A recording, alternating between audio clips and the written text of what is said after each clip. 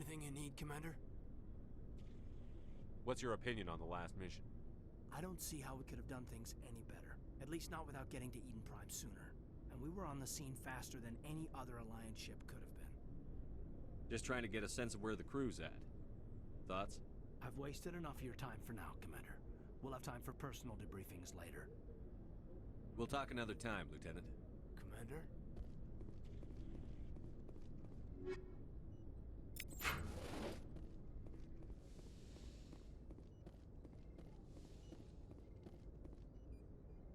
Yes, Commander? Is there something you need? How did you end up serving?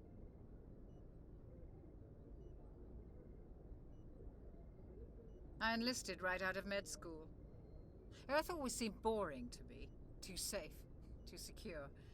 I figured the colonies were teeming. I wanted to travel the stars, tending the wounds of tough soldiers with piercing eyes and sensitive souls. Turns out military life isn't quite as romantic as I'd imagined.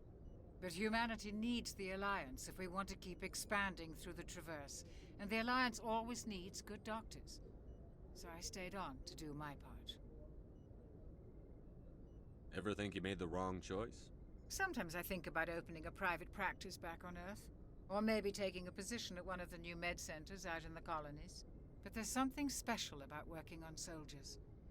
If I left the Alliance now, I'd feel like I was abandoning them. How well do you know the Lieutenant? I'd never worked with him before this mission. But he has an impressive service record. Over a dozen special commendations. Tends to keep to himself, though. Maybe because of the headaches. It's not easy being an L2. What does that have to do with it? Well, most biotics now use the L3 implants. Lieutenant Alenko was wired with the old L2 configuration. Sometimes there are complications. What kind of complications? Severe mental disabilities, insanity, crippling physical pain. There's a long list of horrific side effects. Caden's lucky. He just gets migraines. How did you end up serving on an Alliance ship? I enlisted right out of med school. Earth always seemed boring to me. Too safe, too secure. I figured the colonies were teeming with exotic adventure. I wanted to travel the stars, tending the wounds of tough soldiers with piercing eyes and sensitive souls. Turns out military life isn't quite as romantic as I'd imagined. But humanity needs the Alliance if we want to keep expanding through the Traverse, and the Alliance always needs good doctors. So I stayed on to do my part. I should go. Goodbye, Commander.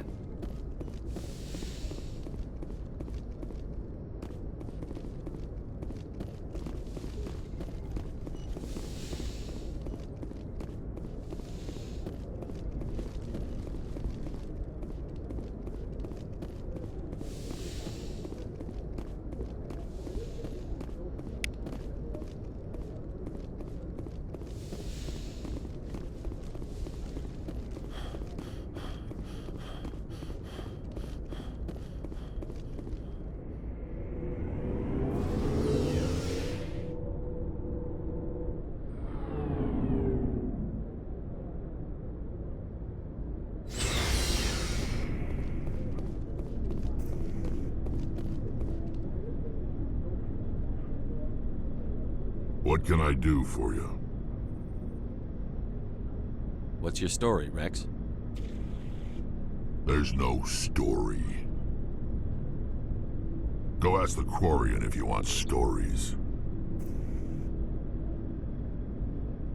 You Krogan live for centuries. Don't tell me you haven't had a few interesting adventures. Well, there was this one time the Turians almost wiped out our entire... I heard about that. You know, they almost did the same to us. It's not the same. It seems pretty much the same to me. So your people were infected with a genetic mutation? An infection that makes only a few in 1,000 children survive birth? And I suppose it's destroying your entire species? I suppose it isn't all the same. I don't expect you to understand, but don't compare humanity's fate with the Krogan.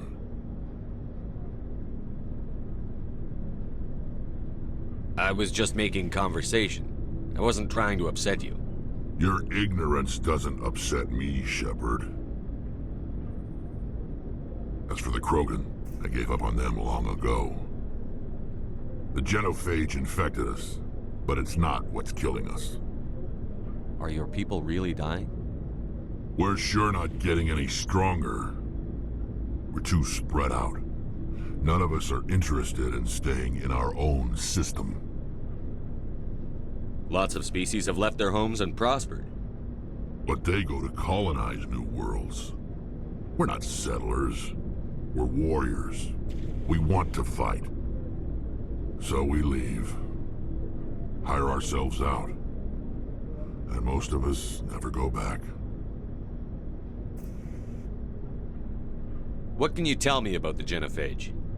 Ask the Solarians if you want details. They made it. All I know, it makes breeding nearly impossible. Thousands die in stillbirth, and most never get that far.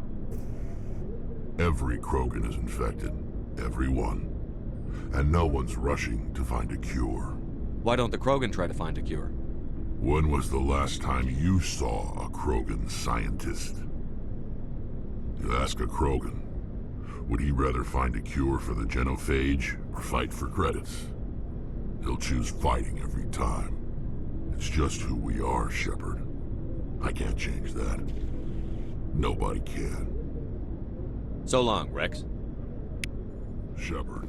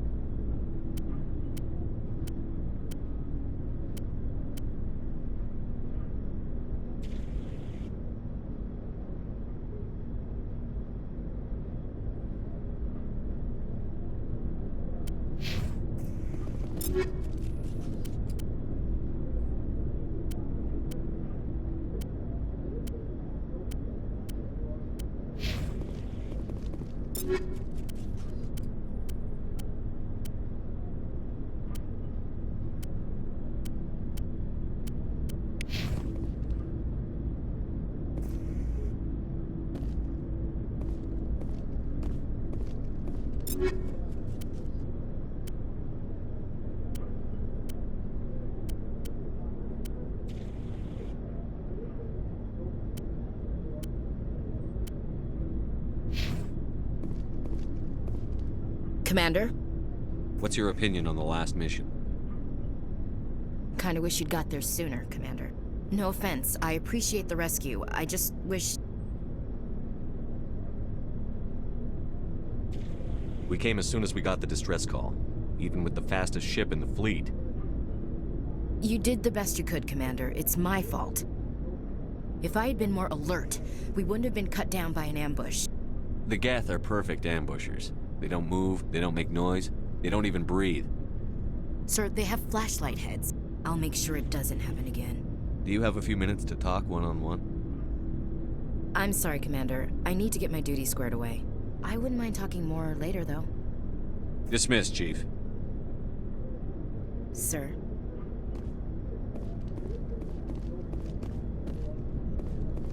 Thanks for bringing me on board, Commander.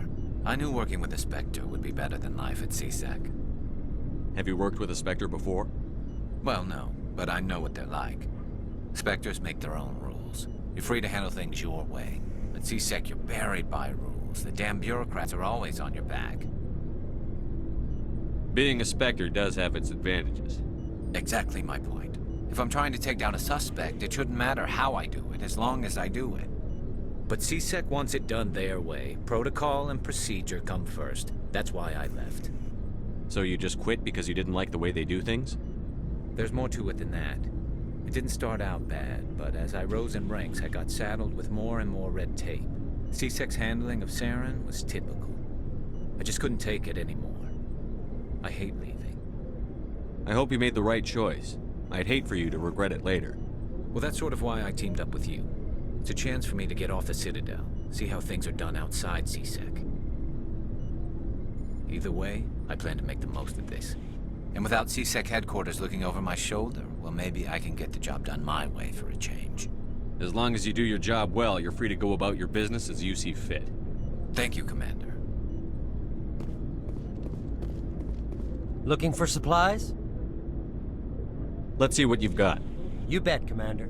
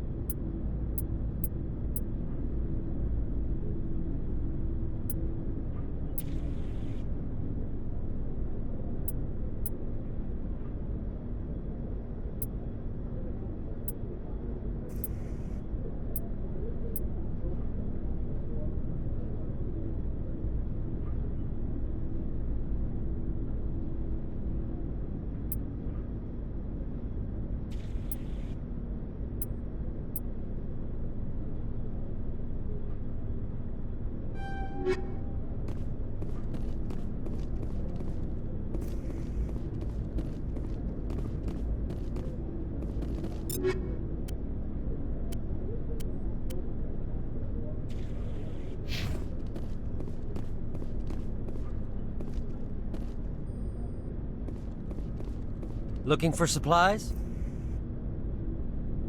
How often will you get new items? Well, that depends on how many licenses you've purchased. But I'll rotate items on a regular basis regardless. And anytime we land someplace with a big enough port, I'll buy, sell, and trade whatever I can.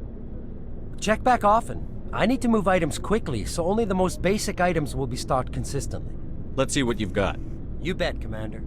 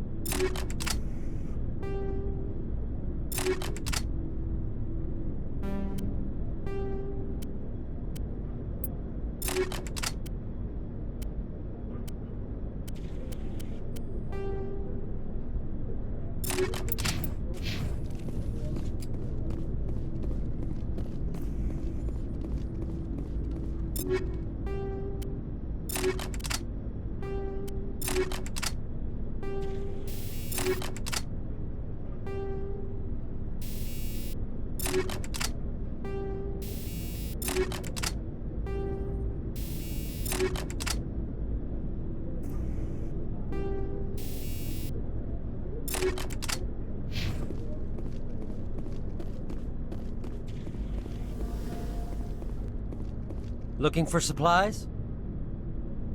Let's see what you've got. You bet, Commander.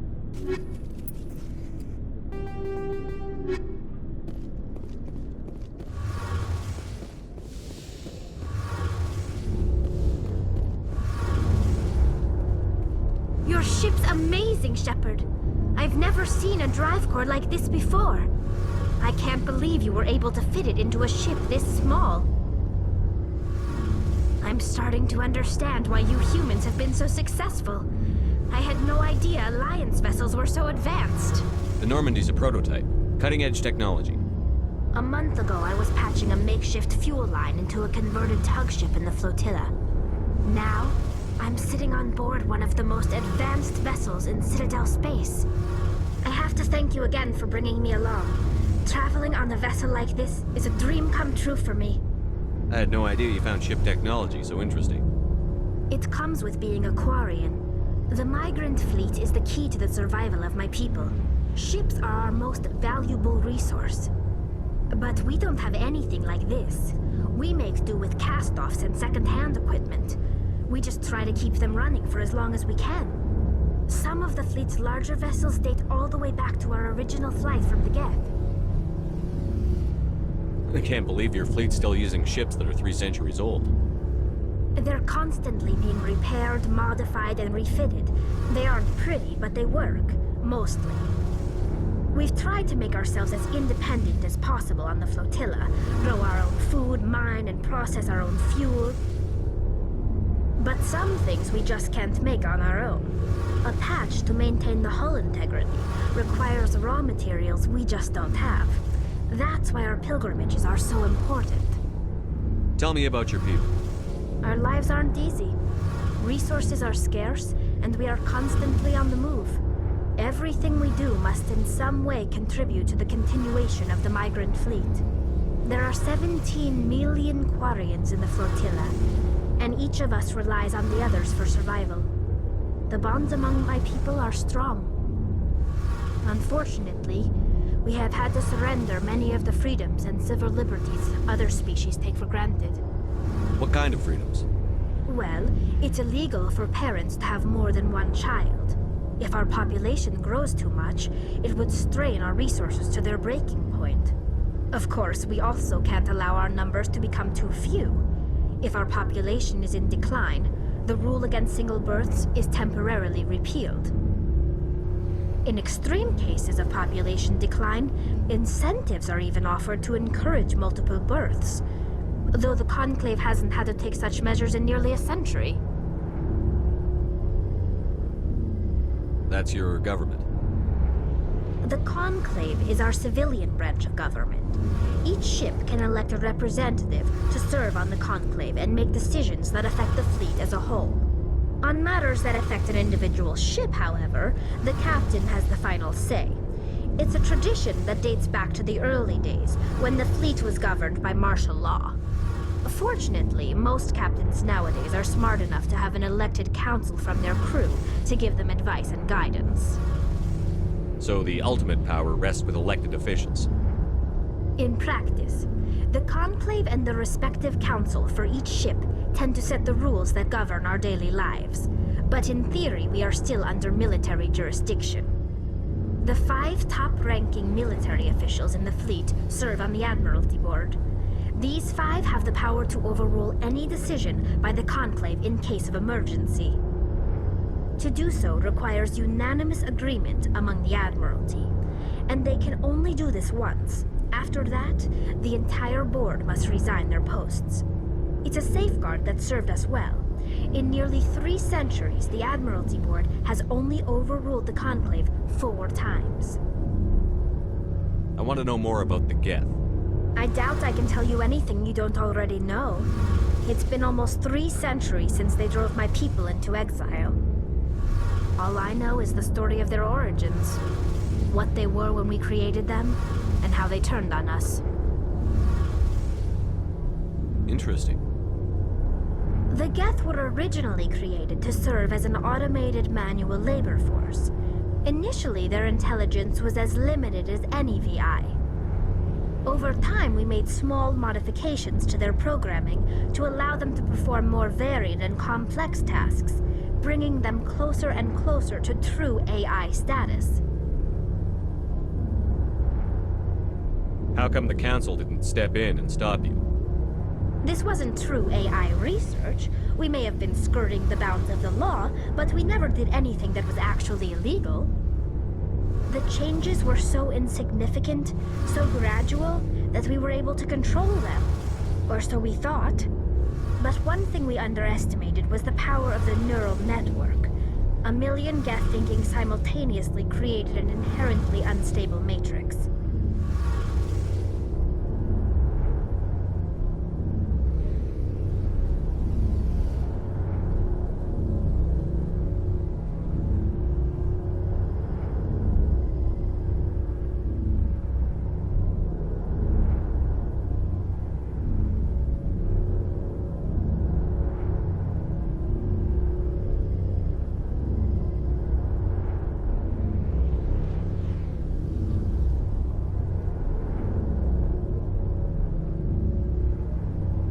So, the Geth share brain power?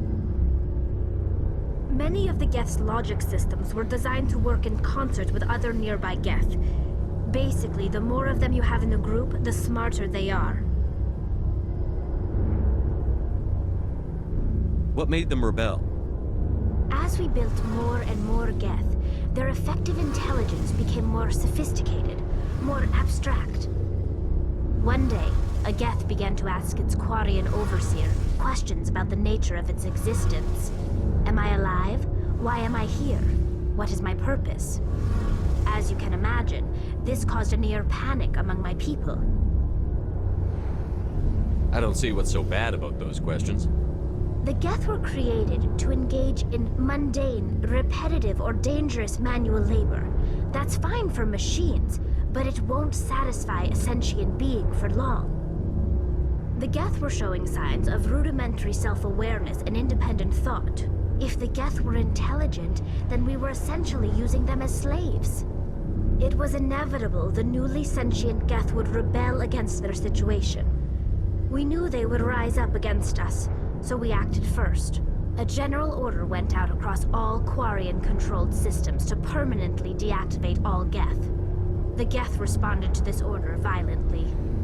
You can't blame them for fighting for their survival.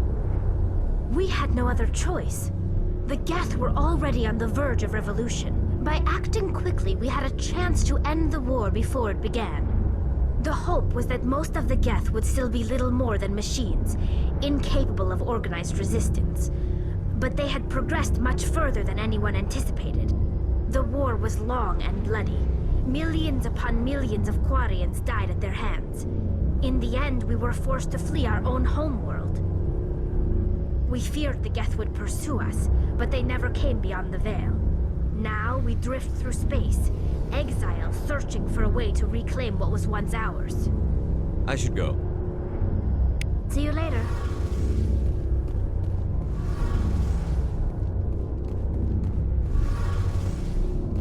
Hey, Commander, you know that Quarian, Tali? She's been spending all her time down here asking me about our engines. I'll tell her to leave you alone. What? No, she's amazing. I wish my guys were half as smart as she is. Give her a month on board and she'll know more about our engines than I do. She's got a real knack for technology, that one. I can see why you wanted her to come along. I figured she'd be a real asset to the team. You got an eye for Tali, Commander, but I'm guessing that's not why you came down here. Fill me in on the IES stealth systems. How does it work exactly? You can't hide a ship out in space. They emit too much heat and radiation. Too easy for sensors to pick them up, unless you find a way to capture those emissions. So our stealth systems trap the energy we give off in storage sinks built into the ship itself. No emissions to give away our location. Eventually the sinks have to be vented. More than a few hours silent running and they overheat. Cook us inside our own hull. There's no way for anyone to detect us? A visual scan can still pick us up. Anyone looking out a window can see us plain as day. But you have to be pretty close to get an actual visual out in space. Most vessels rely on scanners. As long as the stealth systems are engaged, they can't see us. Not unless we accelerate to FTL speeds.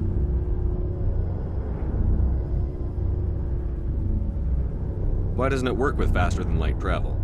Cranking up the FTL blue shifts our emissions, pushes them into frequencies too high to capture in the sinks.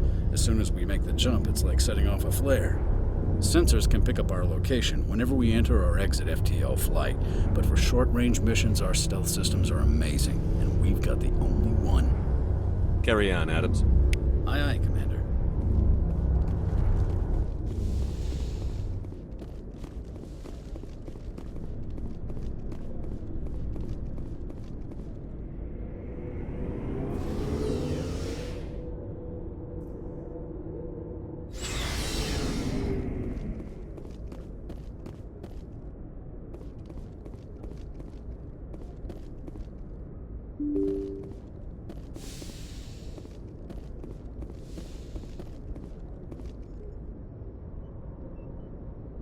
If anyone has to take over for Captain Anderson, I'm glad it's you.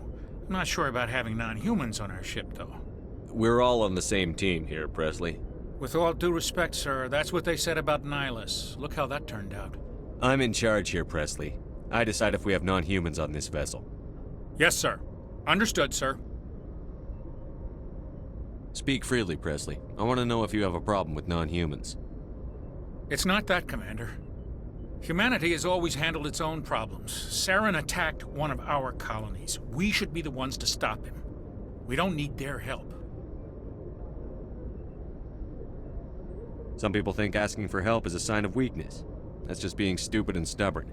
No matter how strong you are, allies can make you stronger. I guess so. Maybe I'm just stuck in the old ways of thinking. But don't worry, Commander. This won't be a problem. How did you end up assigned to the Normandy? I signed up with the Alliance as a navigator right out of school, following in my grandfather's footsteps, I guess. My first posting was on the Agincourt. We were one of the first reinforcements to arrive at Elysium after the Blitz hit. Those raiders were no match for an Alliance frigate. Of course, the only reason the colony was still standing was because of you, Commander. I can't believe you held out as long as you did. How'd you end up on the Normandy? I got my officer's commission after Elysium. Must have made an impression on the right people. Captain asked for me when he was picking his crew. Carry on, Presley. Yes, sir.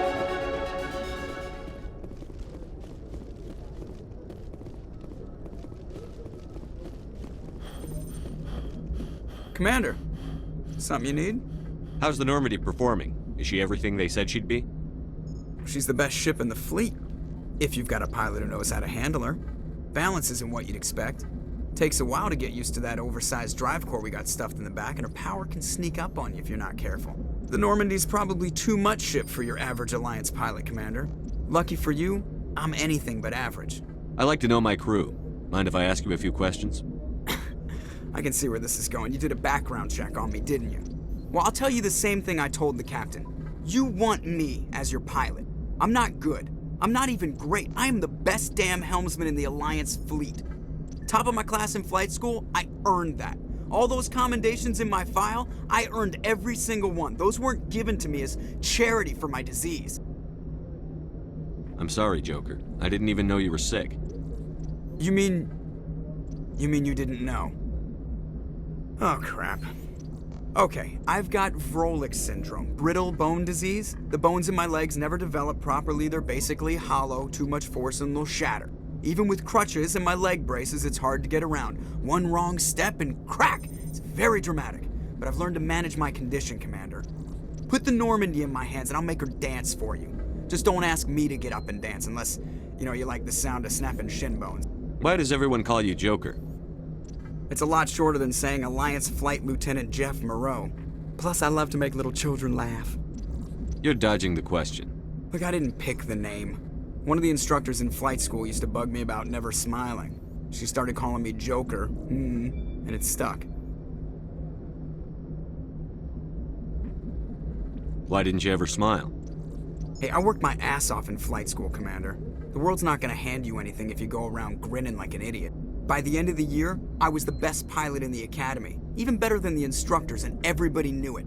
They'd all got their asses kicked by the sickly kid with the creaky little legs. One guess who was smiling at graduation? I need to know more about this Vrolik syndrome if I'm putting my ship in your hands. Yeah, of course you do. It's an extremely rare condition. Nobody knows exactly what causes it. Genetic, maybe. It's treatable, but there's no cure. They classify my case as moderate to severe. I was born with over a dozen fractures, hip, thighs, ankles. My bones were already breaking in the womb. 100 years ago, I wouldn't have survived past my first year. Lucky for me, modern medical science has turned me into a productive member of society. You're not gonna break a bone trying to fly the ship, are you? I don't fly with my feet, Commander, so I'm fine as long as I'm in this chair. I gotta be real careful when I get up to take a piss, though. I can do my job as well as anyone on the ship. Better, actually. So don't worry about it. I'm not trying to make you uncomfortable. Let's talk about something else. Whatever you want, Commander. I have to go. All right, see you.